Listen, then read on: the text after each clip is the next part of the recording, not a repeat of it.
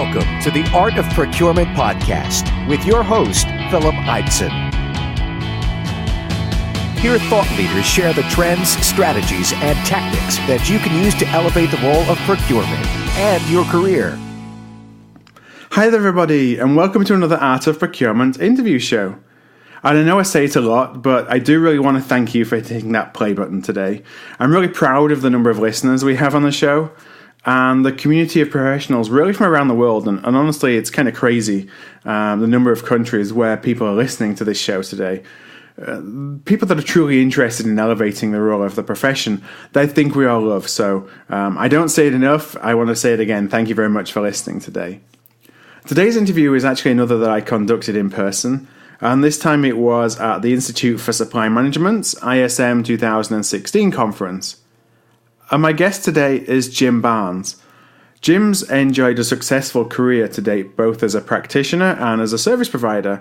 He has founded practices at firms such as REL and KPMG, and he was previously a principal at the Hackett Group. Today, Jim's the managing director of ISM Services, and at ISM Services, he works with ISM member companies to assess procurement competency gaps. And then he works with clients to develop and execute roadmaps that help them elevate the capability of their procurement teams. And the focus of our conversation today is the concept of business acumen. I feel that we talk a lot about the growing importance of business acumen in procurement, but also that we don't necessarily understand exactly what it means. We kind of understand the concept, but not when we go deep dive into what makes up business acumen. So today, Jim takes us through 10 different skills that he believes makes up business acumen as it applies to procurement, and then he highlights which he believes is the most important. And then towards the end of the interview, Jim shares what the one skill is right now that he hears most CPOs who reach out to ISM are really struggling to find, so you definitely want to stay to the end and check that out. Before we go into the show, I'm actually really excited to announce the very first Art of Procurement giveaway contest. So I've teamed up with the market intelligence team at Denali Group to offer one lucky listener a market intelligence report of your choice from a selection of all the different market intelligence reports that Denali publishes, and I think it's over 70 at this point, both covering direct and indirect categories of spend. And so I was just talking to Denali about the initiative. They actually forwarded me one of their reports on car rental as an example of what they provide. And I'm genuine in saying this, that when I was a practitioner and I used to be a buyer of corporate travel back in the day, I would have loved to have had a report such as this that really went deep dived into the market and the suppliers in the market. In car rental, when I would award business, it was typically using just leverage. But I think that if I'd had access to this kind of information, it would have allowed me to approach the market a lot more strategically than just put pricing, honestly, in the hands of a bidding event. So if you're interested in a chance to win, just head on over to artofprocurement.com/Denali report. So you'll just have to enter a simple question and enter your email address. Full terms are on that page. So I hope you sign up. The success of this contest is really going to help me make the case to other service providers to make their products and services available to Art of Procurement listeners in similar types of contests of this. And I think that's a good thing for all of us. So to enter again, that address is artofprocurement.com/Denali report. And that's all one word. All right then. Well, let's go straight into the show with Jim.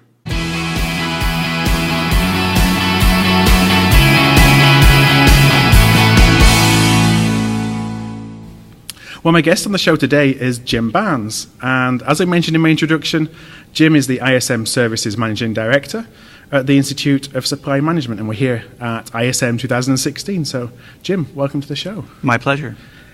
Well, in your role at ISM, you work with clients to help them solve some of their most pressing procurement challenges. I was interested to hear what are those key concerns or key challenges that clients are having. Here we are in mid-2016. Right.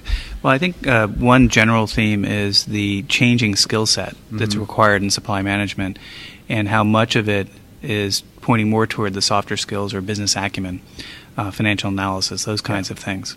So I think that's an area that we're getting a lot of requests for help in, and what we tend to help in is diagnosing where the gaps are, and then putting together training programs for that. Mm-hmm.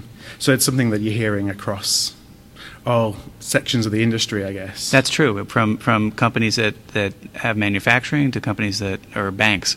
That particular skill is really important.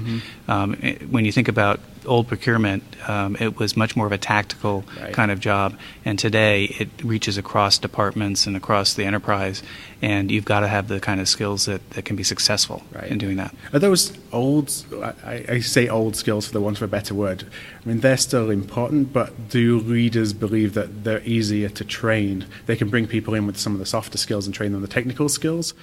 Yeah, I think the technical skills of yesteryear are being automated as well. Yeah. So in some respects, they're going away. Right. But in other respects, yes. The blocking and tackling of procurement will remain there for a while. And the real opportunity, though, is the more strategic, value-added types of skills. Right. And so what I wanted to do actually today was focus on that business acumen, because it's something that I think we talk about a lot, but it's not necessarily something that has a definition. Right. It's kind of understood in vaguely what it means, but also it means different things to different people. Right. So really I was interested from your perspective, and when you're training professionals and leaders in business acumen, what is it that you're really looking for? What do you consider the traits of business acumen? Right. Well, I remember when I first received the question of can you train in business acumen, it was some years ago, mm-hmm. and I looked up the definition, and it had three components to it. One was understanding financial analysis well, understanding market analysis well, and then having a strategic focus, or that helicopter kind of thinking, right? And so that's sort of a general approach to it. At ISM, we can turn to the ISM mastery model and the particular components that make up the sub-competencies around business acumen. And those are everything from building good business relationships to communication to leadership to stakeholder engagement. Yeah. So, I know that you wrote, and this is something that kind of stood out to me, that you had 10 different, essentially, subcategories that came under business acumen, from building relationships and intelligence, change.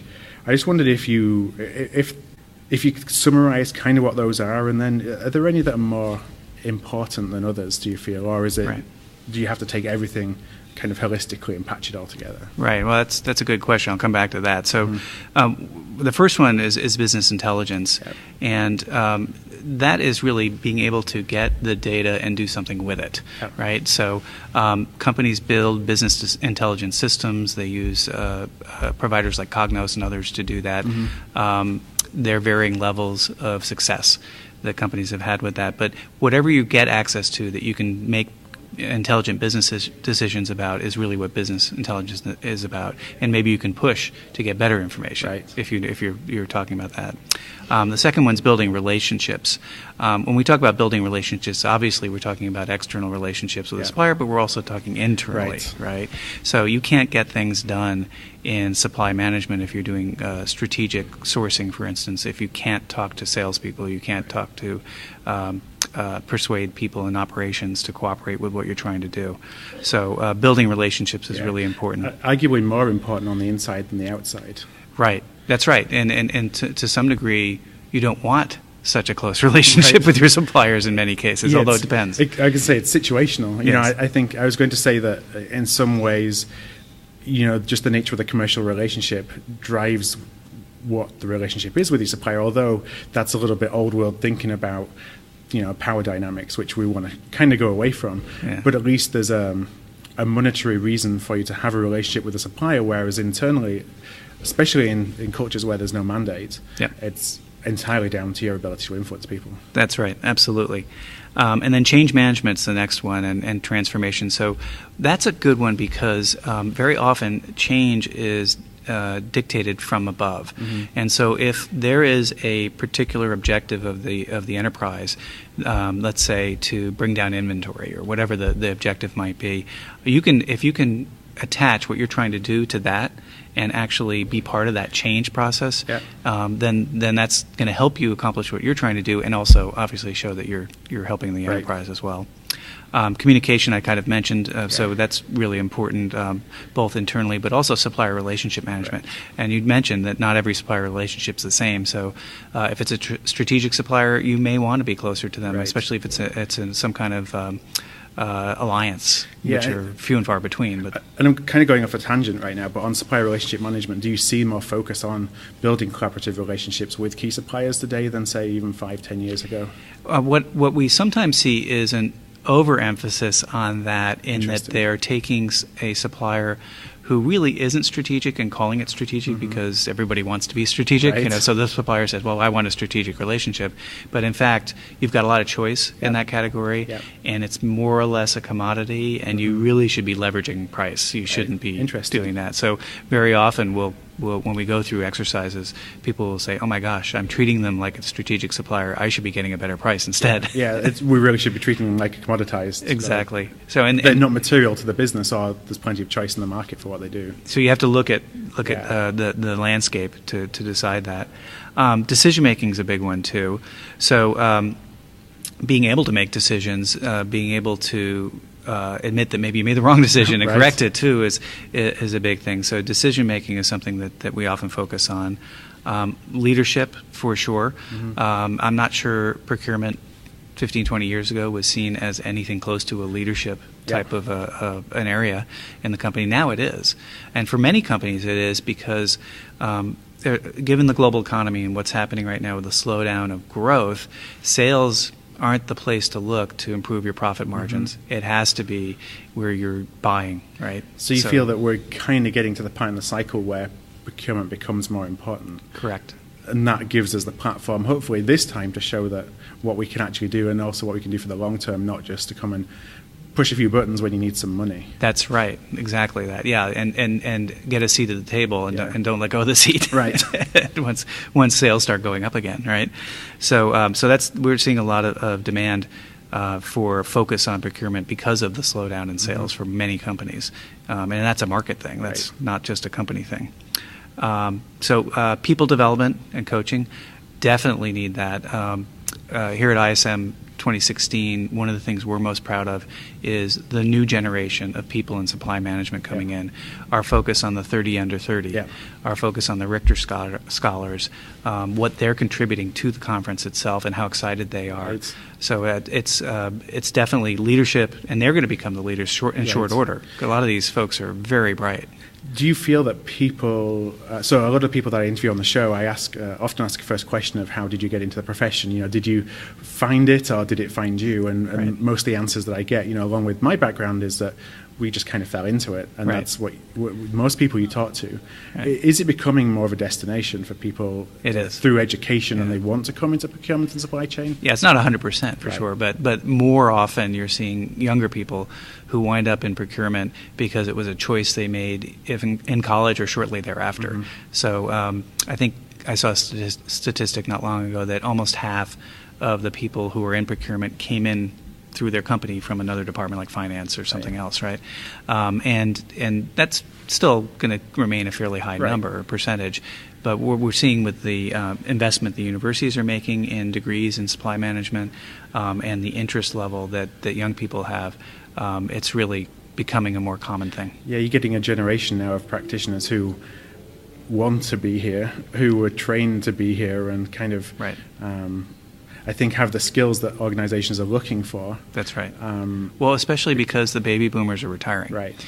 And so they're replacing somebody who's been in procurement for 30 plus years with someone who's just getting into it but has a different perspective. Right. And maybe the kind of skill set and perspective that is built for the future. Right. So results focused would be another area that we talk about in terms of sub-competency of business acumen. That's very important because it's still procurement. It's still you're looking for a result out of what you're getting, whether it's a net cost savings or some other value add to the organization. Could be cash flow through negotiating a better deal on who holds the inventory.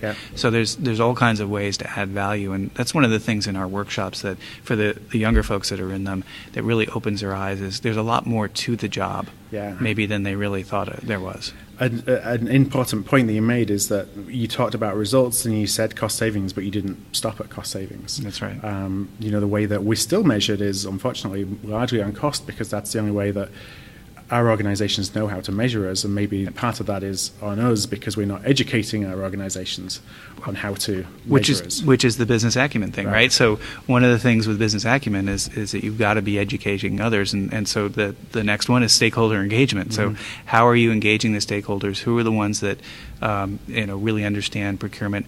I saw a statistic recently that said that 82% of executives felt they really understood procurement, but procurement people got the same question, and I think it was something less than 20% felt that the executives understood procurement. So they think they get it, but they don't really get it because it hasn't been articulated and communicated well to them. Yeah, and what executives believe procurement is may be very different than what we believe procurement is. That's right. That's right. So you also asked what's the most important one of these, and that's interesting. I think the last one here is strategy development.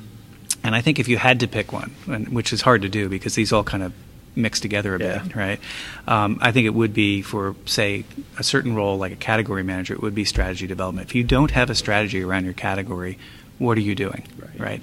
So you have to be able to do the analyses of suppliers. So, and we call that the portfolio analysis. Are they strategic or leverage, or is it something else? Are they critical, and you need to make sure that you've got supply, or else it would shut down your operation? Or are they really just routine, office supplies, that kind of thing, right? And so those are sort of the major 4 quadrants that we look at.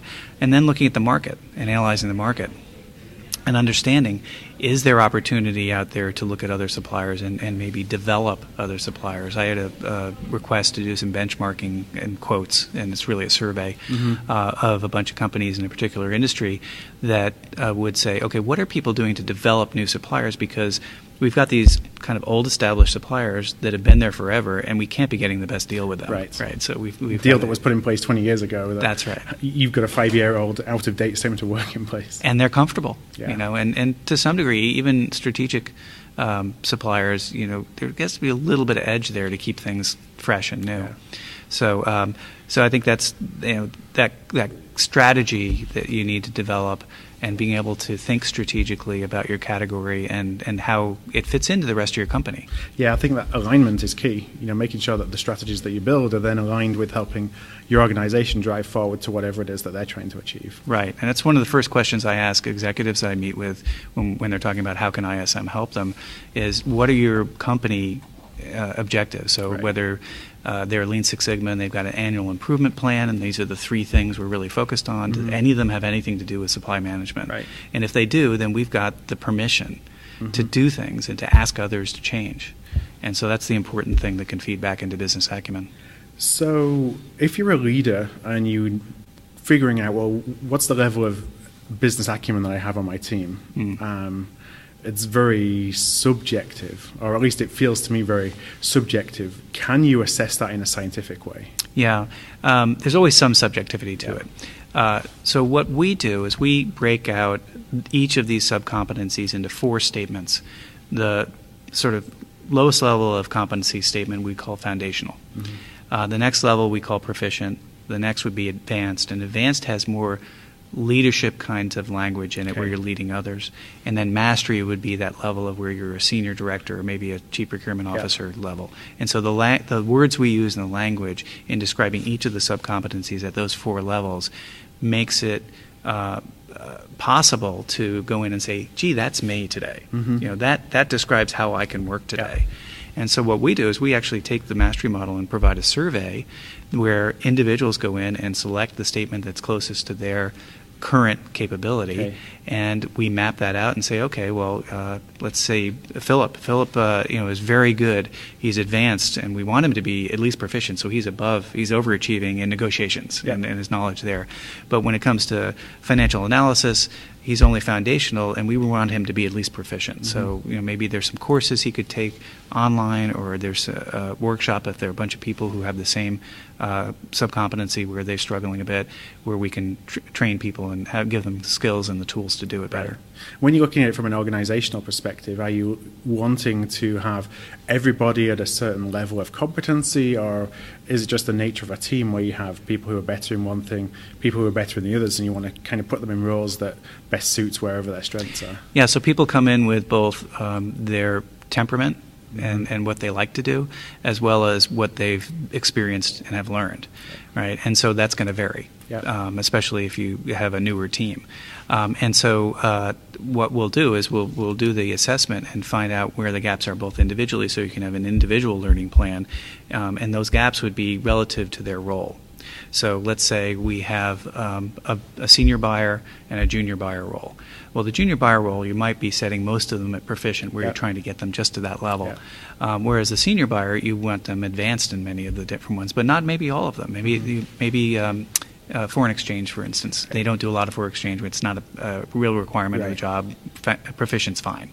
That kind of thing. So the targets are set, customized and set to the company and what they expect that role to do. So we're really helping companies to be explicit about what's expected in a competency level for a role at a certain level.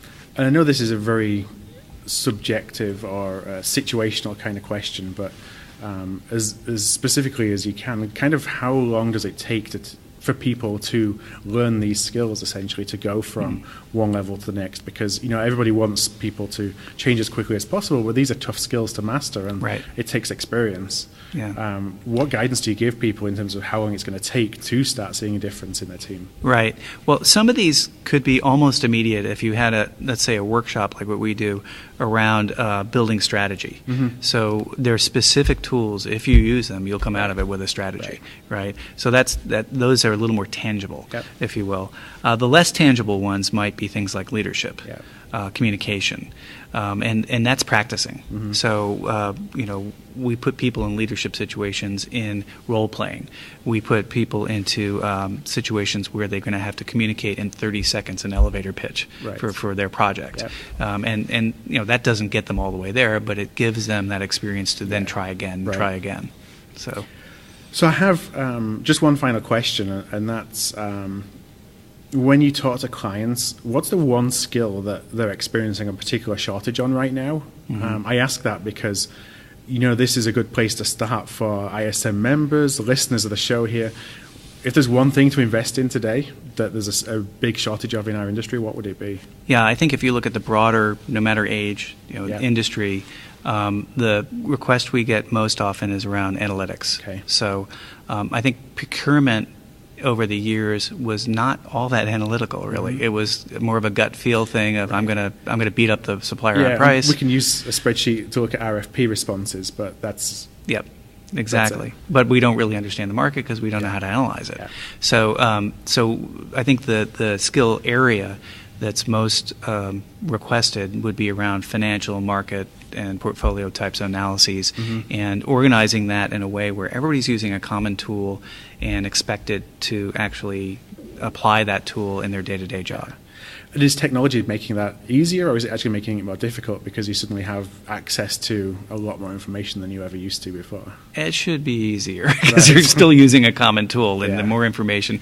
I mean, and people are different. Some people will still have a little bit of that gut feel. They'll go through the process, and others will never be satisfied until they've researched every piece of data they can get.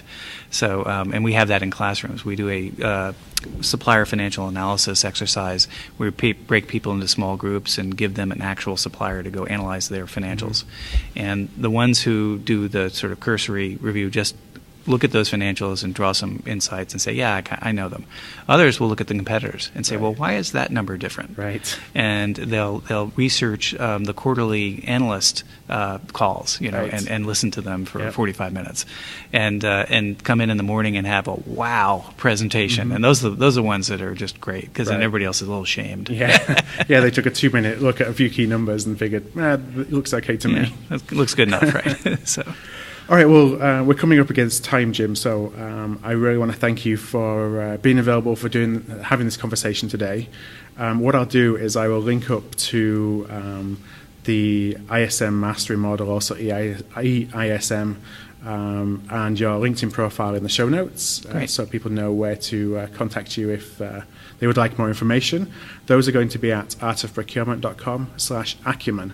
That's artofprocurement.com/acumen. So, Jim, thank you very much. Thank you very much, Philip. Thanks. Bye. Thank you for listening to another episode of The Art of Procurement. To find an archive of all past episodes, you can go to artofprocurement.com/episodes. And to ensure you never miss another show, go to artofprocurement.com/subscribe.